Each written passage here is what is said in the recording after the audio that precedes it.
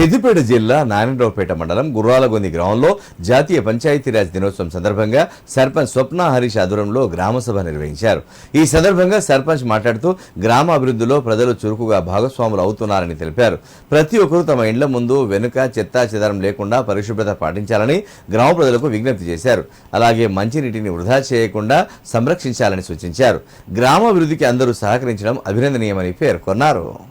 పరిశుభ్రత పట్ల శ్రద్ధగా ఉంటానని మరియు దానికోసం సమయం కేటాయిస్తానని ప్రతిజ్ఞ చేస్తున్నాను.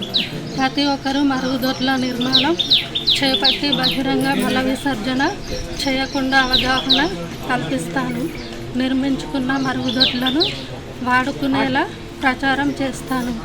చెత్త చెదారాన్ని క్రమ పద్ధతిలో నిర్వహించుకునేలా ప్రజల ప్రవర్తనలో మార్పు తెస్తానని ప్రమాణం చేస్తున్నాను.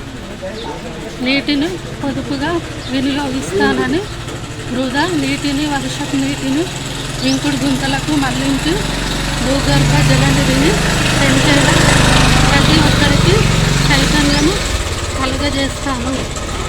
విఘ్నత పాటిస్తూ ప్రజలలో చైతన్యము తెస్తూ స్వచ్ఛ భారత్ మిషన్ గురించి ప్రచారం చేస్తాను. ఒక అడుగు భారతదేశాన్ని పూర్తిగా స్వచ్ఛంగా తయారు చేయడంలో తోడ్పడుతుందని నా విశ్వాసం. జై స్వచ్ఛ భారత్.